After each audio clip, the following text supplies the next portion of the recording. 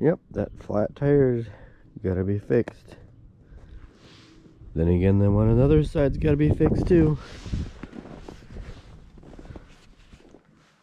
Well, nobody calved in here.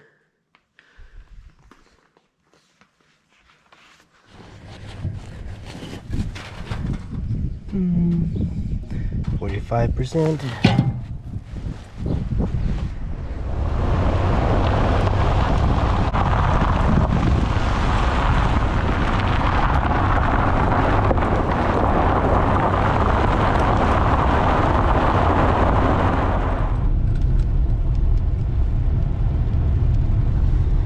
Hey, good afternoon everybody. This is Organic Dairyman and welcome to my channel today. Today is, what is it, Friday the 13th. Oh, yes, Friday the 13th.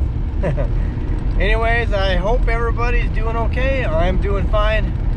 I'm just headed over to my cousin's place. I just need to show him something on a tractor, how to do something. And yeah, so I'm driving down this unbladed, or whatever you want to say, this township road that hasn't had any snow removal done on it yet, and won't have any done all winter because nobody lives along this road. Anyways, yeah, so that's what I'm doing right now. Yes, we got all the cows milked this morning, and I was just gonna go start doing the feeding chores, and he needed me to show him something on a tractor, so I thought I'll just quick do that, run over there. We're real close. He's just a mile. I guess you probably can't see it from here. We're just a mile apart, so it doesn't take much just to run over to his place and do that, to show him here quick, and then that's what I'm gonna do, and then run back home and work at the feeding chores. My brother, he has to go back into town. He took some of those tires for that Donahue trailer that went flat yesterday. He took those in town this morning when he took my nephew to school this morning, and so he dropped the tires off at the tire shop, and so he is going to go back in. He's going to go back, pick up my nephew from school, and then he's going to get those tires picked up, so that way we can get the rest of the corn stalk bales hauled off, and we can do that. And yeah, boy, my cousin's neighbor, he sure put up a lot of corn stalk bales. That's quite a pile of bales he put up right next to my cousin's place. That's a lot of bales. But this guy that farms land next to my cousin, I think he fattens out cattle for the Tyson Food Company. Boy, he put up a lot of bales right there. Yep. So anyways, I'm just about here to my cousin's place, and I'm gonna show him that thing, and then we'll get back to the feeding chores at home.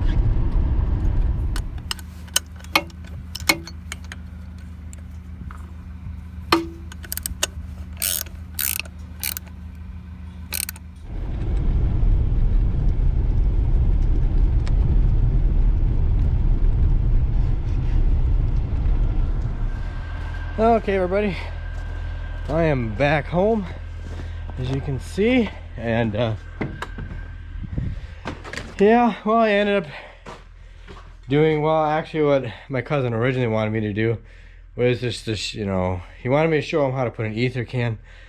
They've never really dealt with that before, but on the John Deere Generation 2, they got those ether cans up there, and he didn't know how to replace one. I guess they've always just sprayed it in the air cleaner, and so he just wanted to show me how to put a can in. So I showed him, and then anyways, he is having I ended up replacing the solenoid on his 4240. This one, I think the contact plate is bad, but the field inside, or the other part of it, should be good. So I figured, well, he said I could have it, so maybe I'll just check it out, see what for sure is wrong with it, well, some other time.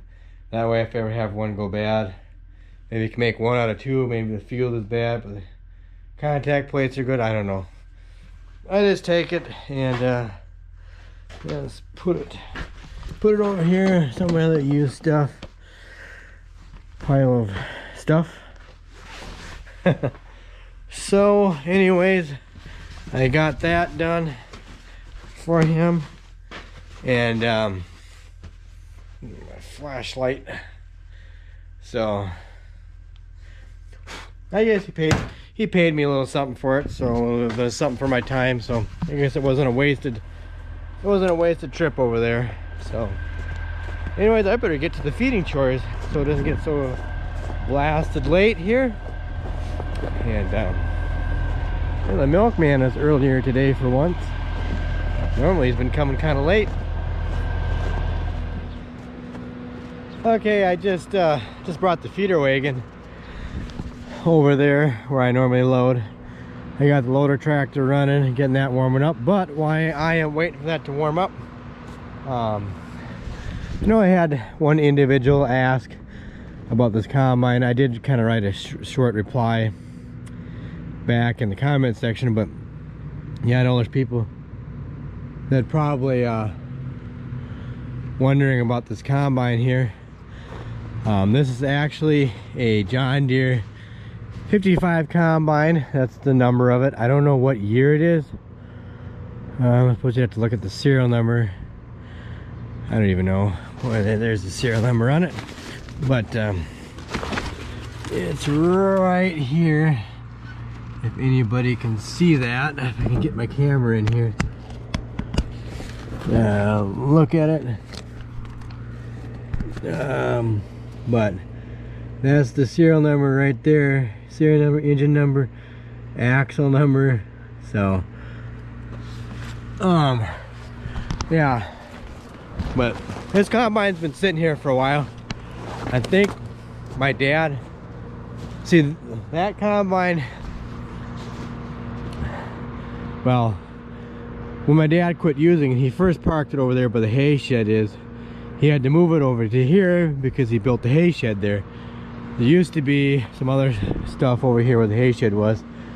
And anyways, so I'm not sure what year my dad quit using this combine. I think it was 83 or 84. I was real little. I only have one memory of my dad maybe using this combine. He had it up in the yard, and I can remember just vaguely climbing up on the steps on it when it was still running yet. But I think my dad, it was either 83 or 84 when he quit using this combine. I'm pretty sure. I don't know for sure. It's one of those things where I was so young, I wasn't interested, and I didn't really ask my dad about it. So I don't know a whole lot about this combine. I know that he used to actually share it with my uncle. My uncle that's still alive, he used to share it with him, I think. But I took the engine off there one time so many years ago, and I was looking for something to do in the winter time. One time I just took it apart to take it apart, and we just sold the engine for scrap iron. I took off the transmission, took that apart just to figure out how it worked, and sold that for scrap iron because those were the heaviest things. And I guess it's been sitting here since, like I say, probably I think 1985 or 86. I don't remember what year we built that hay shed. 85 or 86. So it's been sitting there since, it's been sitting there for more than 30 years. That's all I can tell you in that spot there. So yeah, we've kind of, when we were kids, we always played on this thing. And I remember one time my brother, he got stung. There used to be a beehive on here. My brother, he got stung. Both him and I were playing on there, and for some reason he got stung. I don't know how many times. I didn't even get stung once. I don't know. I've never been stung by a bee in my life. It's kind of strange, but I've never been stung by a bee. Bees don't like me for whatever reason. And yeah, so that's kind of a little bit of the history about it. My dad used to use that thing before he bought. After he quit using this, him and my dad and my other uncle, my my dad's youngest brother. They bought a John Deere 65 pull type combine together, and then they used that together for so many years. And my dad bought a 96 combine, and he just used that himself. We still have the 96 combine. It's up in another spot up there. I'll have to show that to you guys sometime. And but that's kind of what the deal is with that combine, if anybody's wondering. It's just been sitting there for 30 some years, and someday we want to pull it out of there and scrap it and get rid of it. But anyways, that's a little bit of history of that combine.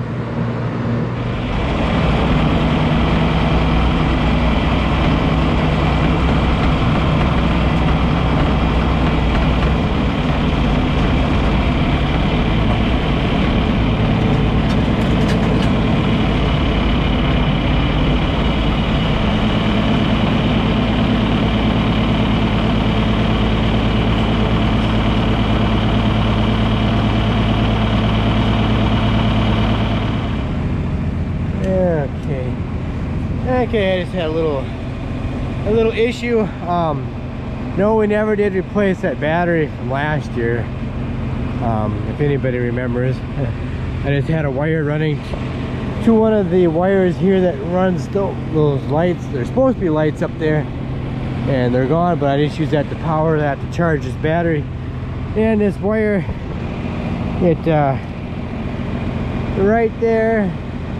There's a little spot there where it shorted out in the metal, and so I need to replace this wire. I think I'm going to put some of this stuff on there so that it's wire protection stuff, so it doesn't do that again. So I just gonna cut this off and splice something in here and run some new wire and put that on there, and we'll be back in business again here shortly.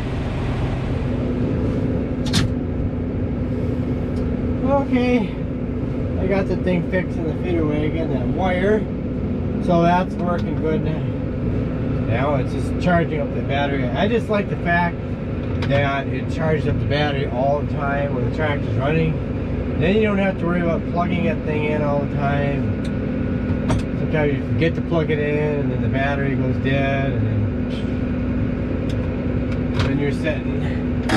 And but anyways, I'm gonna get this loaded up for the dry cows. I gotta swing the scale display around. I forgot to do that. But anyways, I'm gonna load this up. Then my brother, he's gonna go and get another load of corn stalk bales. We got the tires on the Donahue trailer, so we're good to go that way. So yeah. And then I'm gonna grind a batch of feed. After I feed the dry cows, I'm gonna hook the feeder wagon and do that when I so we got two things going on here.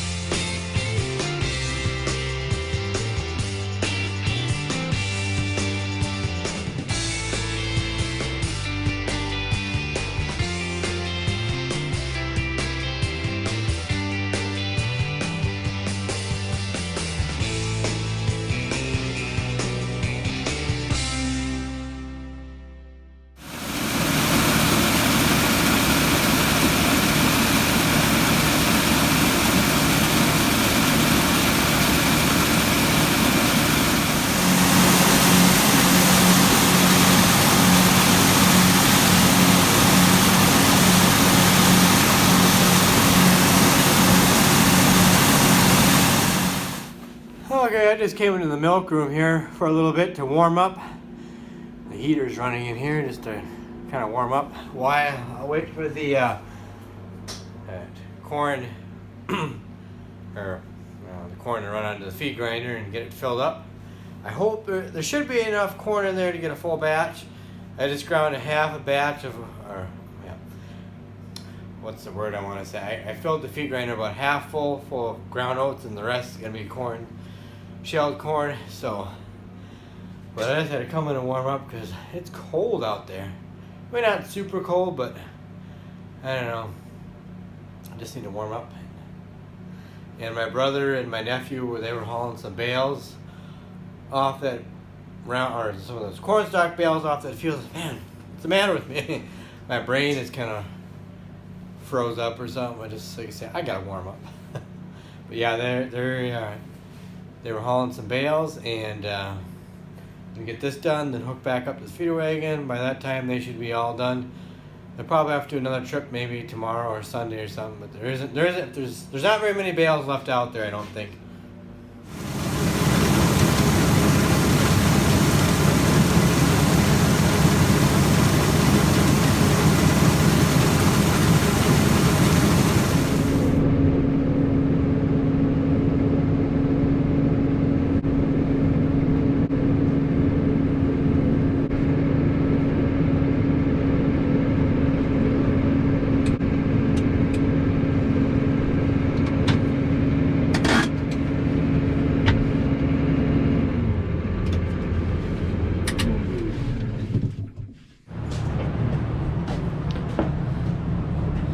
Okay, just got done feeding in here, and I'm just gonna go up and grab a quick bite to eat, and then we're gonna come back out and milk the cows. We're running behind schedule again today because, well, we had a few other things take place. Like I went over to my cousin's, do that one thing over there, and then what else? Yeah, I had to grind feed. My brother had to load up some more corn stalk bales, and yeah, so we got that done. So we accomplished something today. I felt like we accomplished something. We accomplished something yesterday, so it makes you feel good when you get something done. When you don't get much done, if all you get done is just chores, it just seems like you didn't accomplish anything. But you did, but you did, I don't know. I guess the cows have to get milked, they gotta get fed, and they gotta get cleaned up every day. So, and so, yeah, so I'm gonna go grab a bite to eat, and the temperature's cooling off outside. Today was like the warmest day of the week, I think, and then the wind switched to the northwest, and then it's cooling off. It's getting kind of chilly outside. I think it's supposed to get below 0 again tonight, and I'm just doing this thing so it's ready. Oh, I can't do it one-handed. There you go. So, yeah, so we'll see what happens tomorrow, or see what happens over the weekend, and hope that, I just hope winter isn't going to be cold and miserable. That's all I can say. But anyways, I got to run, so thanks for watching. Hope you enjoyed the video. Don't forget to check me out on Instagram and Twitter at Organic Dam, and please hit that thumbs up button, and have a good night. Take care, and I'll catch you guys later.